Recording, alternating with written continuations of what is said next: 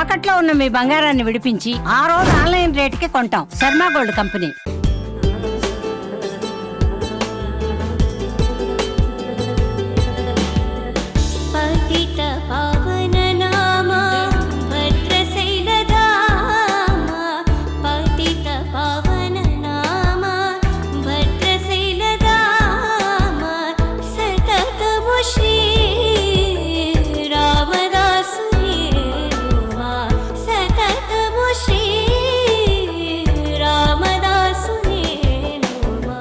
జై శ్రీరామ్. సుమన్ టీవీకి స్వాగతం. నేను గీతాంజలి. శ్రీకరమౌ శ్రీరామనామం జీవామృతసారం, పావనమే రఘురామనామం భవతారక మంత్రం. శ్రీరామచంద్రుల వారిని ఎంత చూసినా, వారి గురించి ఎంత విన్నా తనివి తీరదు అంటారు. అటువంటి ఆ రామచంద్రుడు సీతాదేవి లక్ష్మణ సమేతంగా భద్రాచలంలో కొలువై ఉన్నారు. ఆ క్షేత్రం దగ్గర ప్రస్తుతం నేనున్నానండి. ఎంతటి అదృష్టమో ఇక్కడ అడుగు పెట్టడం, అలాగే ఈ క్షేత్రం మహత్యం గురించి తెలుసుకోవటం కూడా జన్మ జన్మల పుణ్యఫలమే. అలాగే ఆ స్వామివారిని కూడా దర్శించుకున్నాను, అది ఇంకా మహద్భాగ్యంగా అనుకుంటూ, అలాగే ఇక్కడ విశేషాలన్నీ ఇవాల్టి కార్యక్రమంలో మీకు వివరించబోతున్నాను. క్షేత్ర మహత్యం, అలాగే కళ్యాణం, అందరూ తెలుసుకోవాలనుకునేటువంటి విశేషాలు, అలాగే క్షేత్రంలో జరిగేటువంటి వివిధ కార్యక్రమాలు, రోజువారీ జరిగేవి, వార్షికంగా జరిగేవి, ఇవన్నీ కూడా ఇవాల్టి వీడియోలో మీకు అందించబోతున్నాను. వివరించేందుకు ప్రస్తుతం మనతో పాటు ఉన్నారు భద్రాచలం శ్రీ సీతారామచంద్ర స్వామి వారి దేవస్థానం శ్రీ రామాయణ పాఠకులు అంతర్వేది కృష్ణమాచార్యులు గురువు గారు. వారితో మాట్లాడి ఈ క్షేత్ర మహత్యం గురించి, అలాగే స్వామి అమ్మవార్ల వైభవం గురించి తెలుసుకుందాం. గురుగారు నమస్కారం అండి. గురుగారు, భద్రాచలంలో శ్రీ సీతారామచంద్ర స్వామి వారికి ప్రతి నిత్యం, అలాగే వార్షికంగా జరిగేటువంటి సేవలు, కార్యక్రమాలు, ఉత్సవాలు వివరిస్తారా? అంటే మనకి భద్రాచల క్షేత్రంలో ఇందాక చెప్పుకున్నట్టుగా పాంచరాత్రాగమ ప్రకారం ఇక్కడ నిత్యార్చనాదుల్ని మొత్తం కూడా జరుగుతాయండి. మనకి ఉదయం నుంచి కూడా సుప్రభాత సేవ దగ్గర నుంచి రాత్రి పౌడింపు సేవ వరకు కూడా మనకి నిత్యోత్సవాలు ఇందాక చెప్పుకున్నట్లుగా తూము నరసింహదాసు గారు ఏర్పాటు చేసినటువంటి దశవిధ ఉత్సవాలు ఏర్పాటు చేశారు. ఆ దశవిధ ఉత్సవాలతో పాటు మనకి ఉదయం పూట నిత్య కళ్యాణం ప్రతినిత్యం జరుగుతుంది. విశేష పర్వాలలో ఏమైనా అభిషేకాదులు కానీ ఉన్న సందర్భంలో ఆ రోజున అది నిలుపుదల చేసి ఆ కార్యక్రమాన్ని నిర్వహించడం జరుగుతుంది. అంతేకాకుండా శుక్రవారం నాడు మనకి సంధ్యాహారతి అని చెప్పి సాయం సమయంలో జరుగుతుంది. ఆ తర్వాత మనకి దర్బార్ సేవ, మళ్ళీ ఇందాక చెప్పుకున్నట్లుగా ప్రత్యేకంగా ఇలా జరిగేటువంటి సేవలు, వీటిని వారోత్సవాలు అంటారు. ఈ శుక్రవారం నాడు స్వామివారి యొక్క బంతులాట మొదలైనటువంటి మనం శుక్రవారంలో చూడొచ్చు. ఏ సమయానికి ఉంటుంది అంటే మనకి సుమారు సాయంత్రం వచ్చేసి 6:30 తర్వాత మనకి ఈ సేవ ఏర్పాటు చేస్తారండి.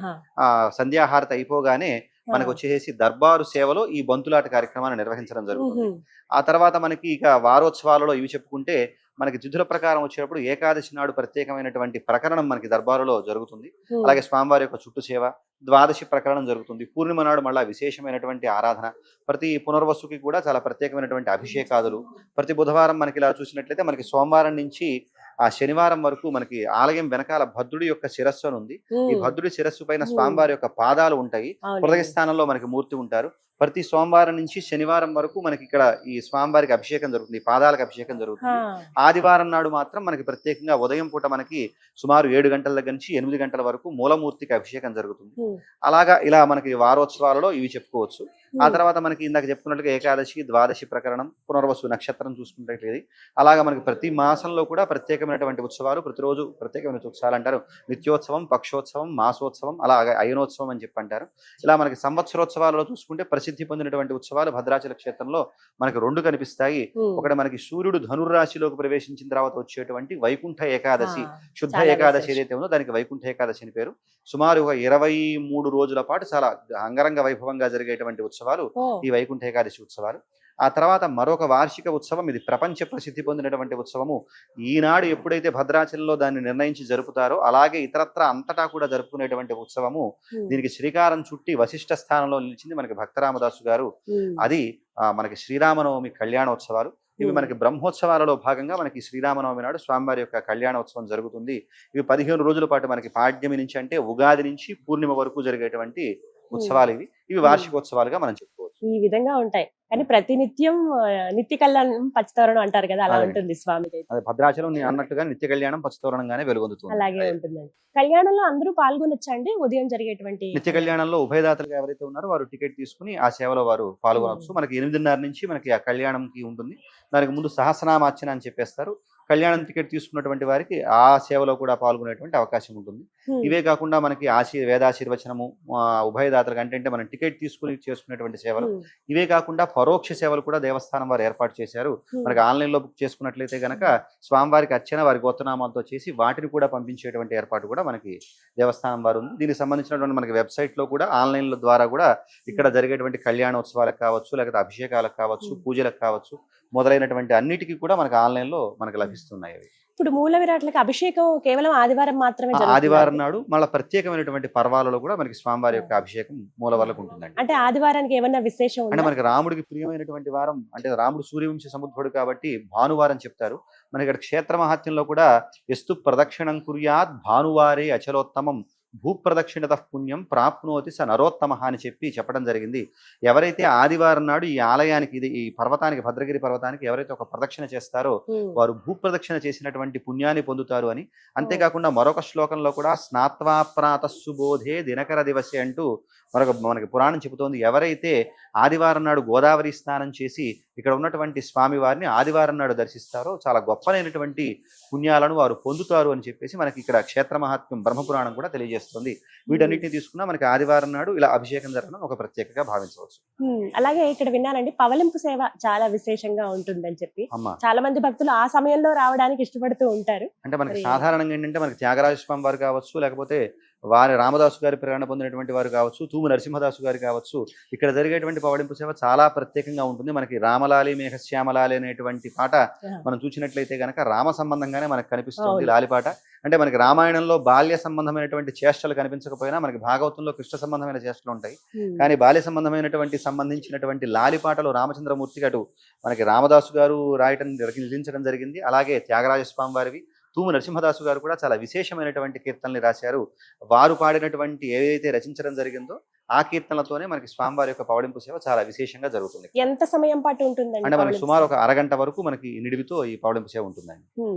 ప్రకరణం ఉంటుంది, ఆ ప్రకరణ విధానంగా వారు చేసుకుంటూ వెళ్తారు అర్చక స్వాములు. ఈ పక్కన బయట మనకి హరిదాసులు కూడా కీర్తనలు ఆలపిస్తూ ఉంటారు. అర్చక స్వామి లోపల ఆ కార్యక్రమాన్ని వైదికమైన పరమైన తంతుని చేస్తారు. దాదాపుగా అన్ని కార్యక్రమాల్లో భక్తులందరూ మనకి భాగస్వామ్యం ఉందండి. అలాగే ఇక వార్షికంగా జరిగేటువంటిది అందరూ ఎంతగానో 1000 కళ్ళతో ఎదురు చూసేది రాముల వారి కళ్యాణోత్సవం. అది ఎన్నిసార్లు చూసినా తనివి తీరదంతే, ఎప్పుడెప్పుడా ఎదురు చూస్తూ ఉంటాం. అంటే సాధారణంగా ఎవరన్నా ఇళ్లలో వివాహం కళ్యాణం ఏమైనా జరిగితే అది వారి ఇళ్ల వరకు, వారి వీధి వరకు పరిమితం ఉంటుంది. కానీ రాముల వారి కళ్యాణం అంటే జగత్తంతా సంతోషమేనండి. అందుకని సాధారణంగా అంటారండి, దేవుడి కళ్యాణానికి అందరూ పెద్దలే అన్నట్టుగా దాదాపుగా జగత్ కళ్యాణము, జగత్ కళ్యాణ కారకం కూడా మనకి భద్రాచలంలో జరిగేటువంటి సీతారాముల కళ్యాణం. మరి కళ్యాణం విశేషాలు అంటే మనకి విశేషాలు చూస్తే చాలా విశేషాలతో పొందుపరచబడినటువంటిది ఇది. మనకి రామచంద్రమూర్తి ఆనాడు మనకి రామాయణంలో చూస్తే మనకి సుమారు మనకి విలంబనామ సంవత్సరంలో చైత్ర శుద్ధ నవమి పునర్వసు నక్షత్రం కర్కాటక లగ్నంలో రామచంద్రమూర్తి జన్మించినట్లుగా మనకి రామాయణం ద్వారా తెలుస్తోందండి. అయితే మనకి సాధారణంగా అయోధ్య లాంటి క్షేత్రాలలో ఆయనకి మామూలుగా బాలలీల ఉత్సవాలు లాంటివి చేస్తారు. అయితే మనకి కళ్యాణం చేయడం అనేటువంటిది ప్రత్యేకత.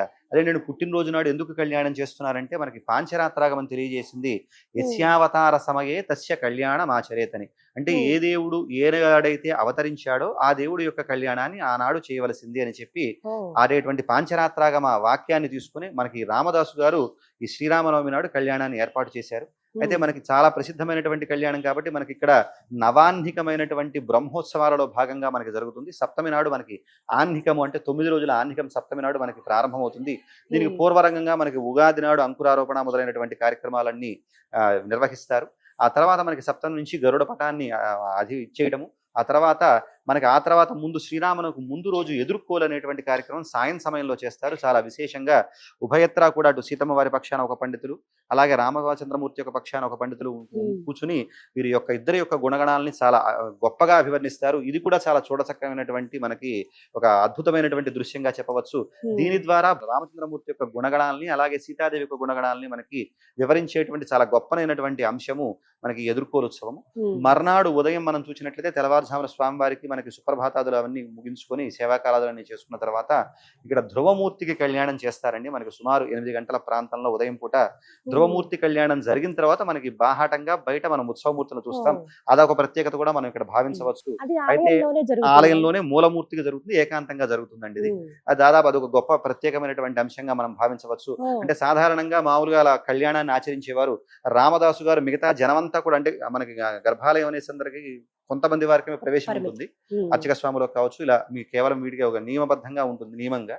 అలాగే కాకుండా అందరూ చూచి తరించాలనేటువంటి ఉద్దేశంతో వారు ఆరు బయట ఏర్పాటు చేసి నలుగురు చూచి తరించేలాగా మనకి విధానాన్ని ఏర్పాటు చేశారు. ఇలా మూలమూర్తుల యొక్క కళ్యాణం జరిగిన తర్వాత స్వామివారిని పల్లకిలో ఊరేగించుకుంటూ దాదాపుగా మనకి మేళతాళాలతో వేద పండితులు మొదలైనటువంటి అధికార వర్గము, మంత్రివర్గం మొదలైనటువంటి వాళ్ళందరూ కూడా కళ్యాణానికి సంబంధించినటువంటి సంభారాలన్నింటినీ కూడా తీసుకొని శిల్పకళా శోభితమైనటువంటి కళ్యాణ మండపం, మిథిలా స్టేడియం అంటారు, ఆ కళ్యాణ మండపంలో జరుగుతుంది. అక్కడికి తీసుకువెళ్ళటం జరుగుతుంది స్వామివారిని. ఆ కళ్యాణ మండపం పైన వేంచేపు చేసి మనకి మొత్తం సంకల్పాదులు, విశ్వక్సేన పూజ మొదలైనటువంటి వాటివన్నిటినీ కూడా చాలా క్రమబద్ధంగా మనకి ఆగమశాస్త్రం ఏ విధానం అయితే చెప్పడం జరిగిందో ఆ విధానంలో మనకి ఈ అంతా కూడా ప్రక్రియ అంతా జరుగుతుంది. అయితే ఈ కళ్యాణంలో కూడా చాలా మనకి చెప్పుకోదగినటువంటి విషయాలు, చాలా ప్రత్యేకమైనటువంటి అంశాలు. మనకి ప్రవర అంశము అంటే మనకి ఇతరత్ర రామచంద్రమూర్తికి వశిష్ఠ గోత్రాన్ని, అలాగే అమ్మవారికి గౌతమ గోత్రాన్ని చెప్తారు. కానీ భద్రాచలంలో చాలా ప్రత్యేకంగా చెప్పేటువంటి గోత్రం ఏదైనా అంటే స్వామివారికి అచ్యుత గోత్రాన్ని, అమ్మవారికి సౌభాగ్య గోత్రాన్ని చెప్పడం జరుగుతుంది. ఎందుకు అలా చెప్తారు అంటే సాధారణంగా మనకి ఇందాక చెప్పుకున్న వశిష్ఠ గోత్రమును గౌతమ గోత్రం చెప్పాలి, కానీ మనకి ఆగమ సంప్రదాయం ఒకటి ఉందండి. యోనిజులైతే వారికి ఋషి గోత్రాన్ని, అయోనిజులైతే గనక వారికి అచ్యుత గోత్రాన్ని చెప్పమని మనకి ఆగమ శాస్త్రం తెలియజేస్తుంది. మరి రామచంద్రమూర్తి దశరథుడికి జన్మించాడు కదా అంటే అవతారం చాలించాడు స్వామి.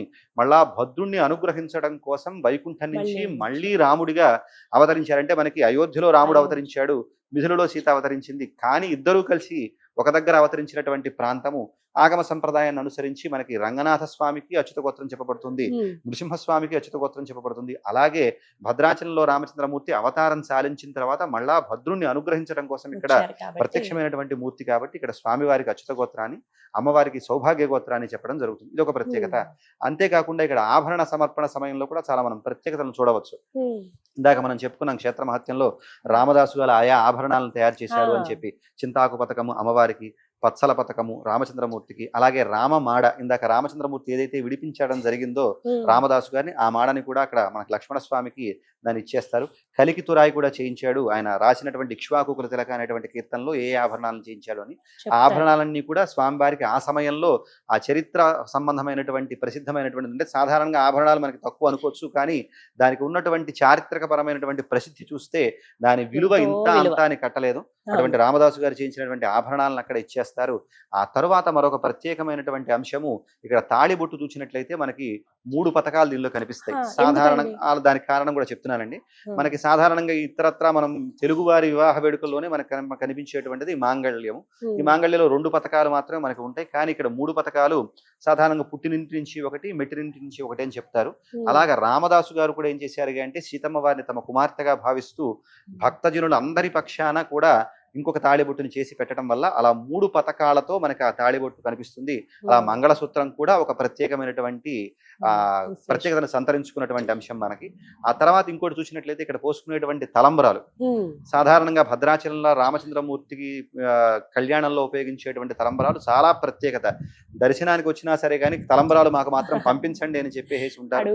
దాదాపు దేవస్థానం వారు కూడా దానికి సంబంధించినటువంటిగా టన్నుల్లో మనకి తలంబరాలను ఏర్పాటు చేయడం జరుగుతుంది. అయితే ఇవి ఎరుపు రంగులో ఉంటాయి. మనకి నిత్య కళ్యాణంలో జరిగేటువంటి తలంబరాలు చూస్తే పసుపు రంగులో ఉంటాయి, కానీ సాధారణంగా ఈనాడు ఉపయోగించేటువంటి తలంబరాలు చాలా ప్రత్యేకతను సంతరించుకుని ఎరుపు రంగులో ఉంటాయి.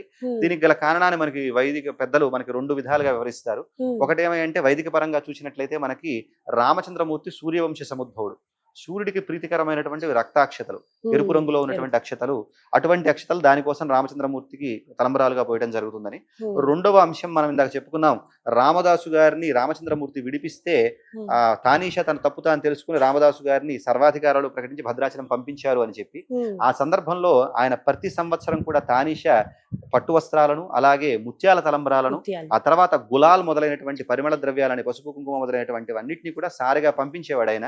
అదే సరే రాచరికం ప్రస్తుతం పోయింది, మనకి ప్రభుత్వం ప్రజాప్రభుత్వం ఏర్పడిన తర్వాత ఈ బాధ్యతను మనకి రాష్ట్ర ముఖ్యమంత్రి వర్యులు దాన్ని చేపట్టి మొత్తం తెలుగువారి జనాలందరి పక్షాన కూడా తీసుకొచ్చి వాటిని సమర్పించడం జరుగుతుంది. అలా ఆనాడు సమర్పించినటువంటి గులాల్ మనకి మత సామరస్యానికి ఇక్కడ కలిపేటువంటి వాటిని మనకి దీనిలో కలుపుతారు కాబట్టి అక్షతల్లో ఇలా మత సామరస్యాన్ని కూడా ప్రతిబింబించేటువంటి అంశం దీనిలో చోటు చేసుకుంది అని ఆనాటి చరిత్రని ఇప్పటికీ కూడా తెలియచేస్తున్నటువంటి అంశాన్ని దాన్ని చెబుతారు.